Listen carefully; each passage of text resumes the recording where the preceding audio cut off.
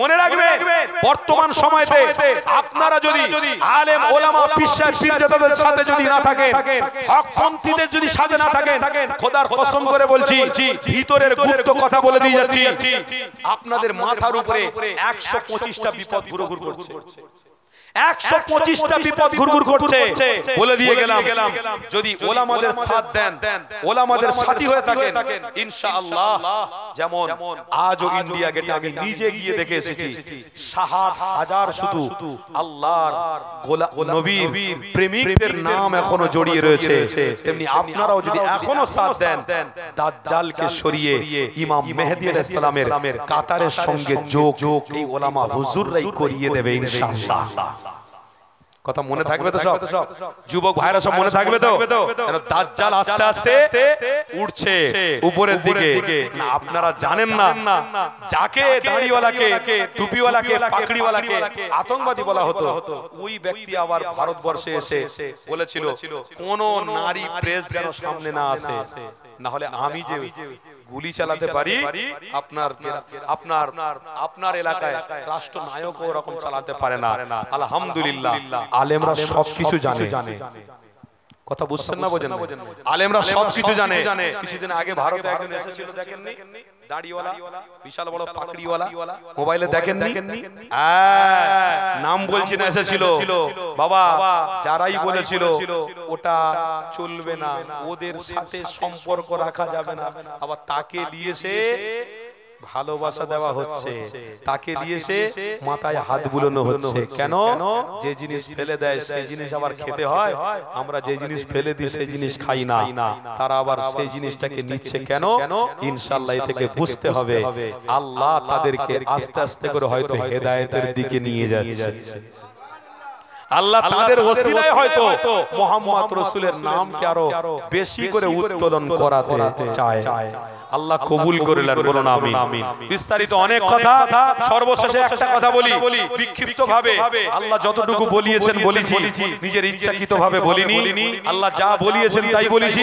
আপনারা হাজিরানে মজলিসে যা আল্লাহ শুনিয়েছে আপনারা শুনেছেন। সর্বশেষে একটা কথা বলি, দাদা হুজুর পীর কেবলা হক পীর, দাদা হুজুর পীর কেবলার সিলসিলা হক ধরেছিলাম, আছি, থাকবো, বলুন ইনশাআল্লাহ।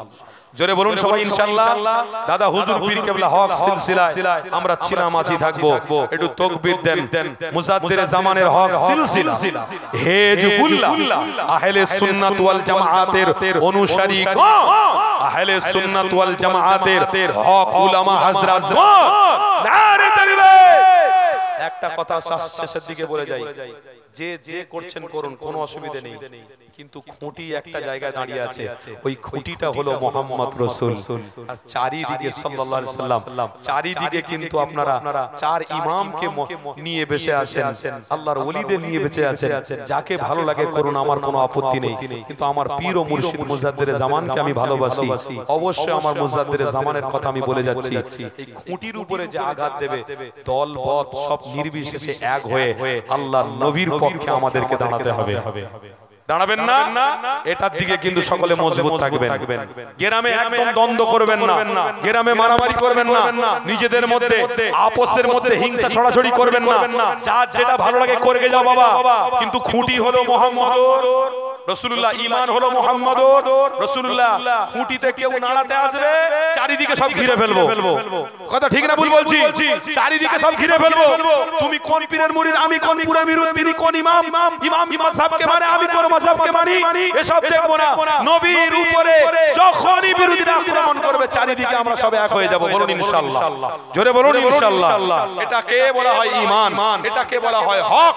এই হক পন্থী যদি আপনারা হয়ে থাকেন, আপনাদের জন্য কিন্তু মৃত্যুর পরে ইনশাআল্লাহ আল্লাহ নাজাতের ব্যবস্থা করে রাখবেন। আর মিছি মিছি ছুঁচো মেরে হাত বন্ধ করা ঈমান যদি থাকে, মুখে এক অন্তরে এক যদি থাকে, মনে রেখে দিও একদিন কবরে যেতে হবে।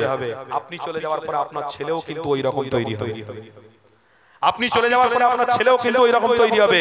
তাই ইতিহাস তৈরি করার চেষ্টা করুন। মরে যাব, মরণের আগে প্রত্যেকটা আমার গ্রামের, আমার নিজের সন্তান, আমার বাপ মা ভাই আত্মীয় স্বজন জাহান্নামের আগুন থেকে বাঁচানোর জন্য তেনাদেরকে চেষ্টা প্রয়াস চালিয়ে মরবো। বলুন সকলে ইনশাআল্লাহ। সবাইকে নামাজি বানিয়ে মরবো, সবাইকে আল্লাহর নবীর সুন্নাতের উত্তম আখলাক দিয়ে আমি মরবো, সবাই কোরআন শরীফ শিখিয়ে আমরা মরবো। এই প্রয়াস, এই চেষ্টা যেন আমাদের প্রত্যেকের মধ্যে থাকে। বলুন ইনশাআল্লাহ।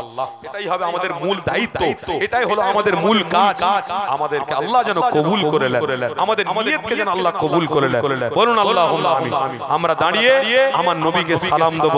আমরা দেওয়ার যোগ্য নয়, কিন্তু আল্লাহ আমাদের দিয়েই করাচ্ছে। বলুন আলহামদুলিল্লাহ।